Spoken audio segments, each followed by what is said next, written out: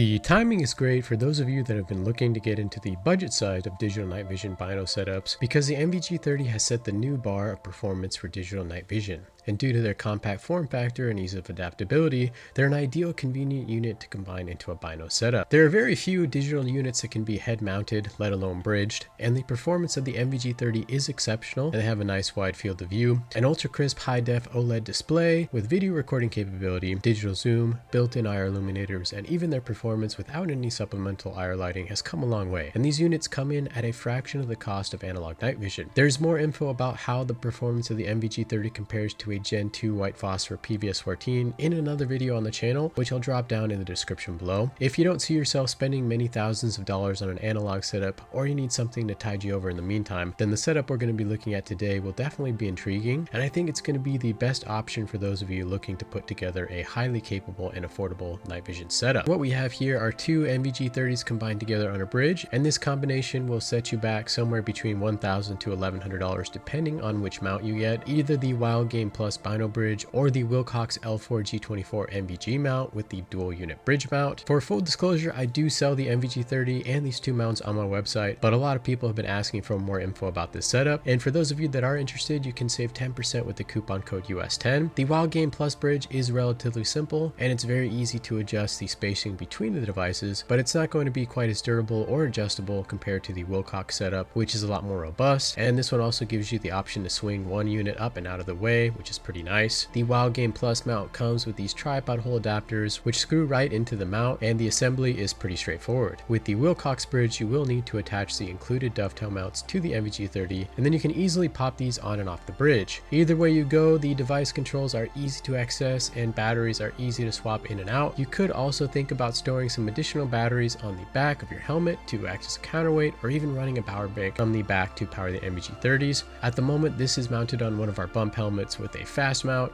with a TacSky amp tactical headset, and these are also available on the website, but we'll do a deeper dive into helmet setups in a future video. There are a lot of advantages to running a bino setup as opposed to a singular monocular, and they are much better suited for activities like walking, running, shooting, and driving. Binos offer better depth perception and can be advantageous in tasks requiring precise movement and spatial awareness, such as navigation and target acquisition. With a single monocular, users are more likely to experience more disorientation or feelings of imbalance, particularly during rapid movement or when using a device in unfamiliar environments, because one of your eyes is seeing the world as it is while the other is aided by night vision. By providing images to both eyes simultaneously, bino setups can also help to reduce eye strain during prolonged use, which can enhance the user's comfort and effectiveness over extended periods of time. The biggest drawbacks to bino setups are weight, which might start to take its toll over extended hours of use, and you definitely do start to notice the weight of your helmet as you start to pile more stuff on it. Cost is also a factor, and running two NVG30s